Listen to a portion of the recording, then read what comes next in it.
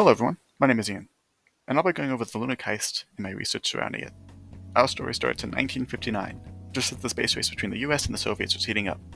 At the time, the US had grossly underestimated Soviet rocketry and was paying the price. Additionally, they were just behind in terms of engineering.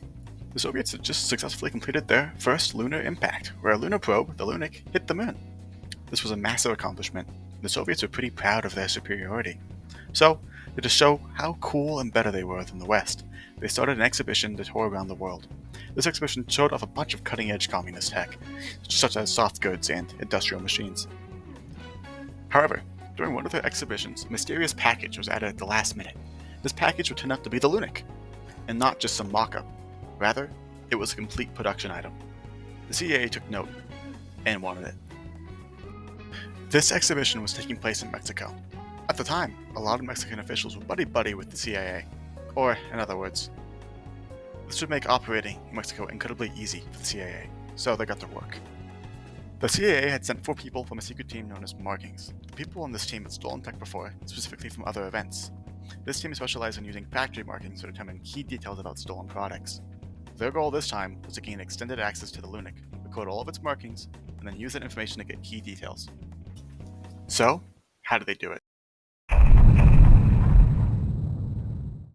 The only time it would be possible to steal the Lunik was while it was in transit to the next location. It was transported from event to event via truck. The truck was followed by 2 Mexican station cars, which were supposedly there for their protection. They pulled over the truck and removed the Soviet driver. They brought him to a hotel for convincing. Then, the Markings team got in the truck and brought it and the Lunik elsewhere. They took the truck to a private scrapyard that the CIA had rented for the night. The agents split into 2 teams. 2 of them would be working on getting all the photographic and communications gear set up, while the other 2 were working on breaking into the crate holding the Lunik, and then eventually the Lunik itself. This task would prove to be very difficult due to the size of not just the Lunik, but the crate itself. The team would have to struggle with it in the dark. They eventually got the crate open after about an hour of work. Now, the Lunik was exposed. They began to take some pictures from the roof of the crate, which were immediately processed by the photographic team. Once the photos were confirmed, the team started the next phase. They started to deassemble the Lunik, unscrewing massive bolts and cutting wires. They got everything from the engine to the electrical work, to just the basic dimensions. It was almost midnight. The Lunik was completely taken apart. Some items were destroyed. Surely the Soviets would notice that. So, they forced a nearby factory to reproduce the destroyed materials and send them to the scrapyard.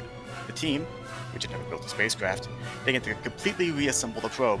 The parts arrived and then were swiftly reattached to the Lunik. The top of the crate was then sealed right back up and put back in the truck.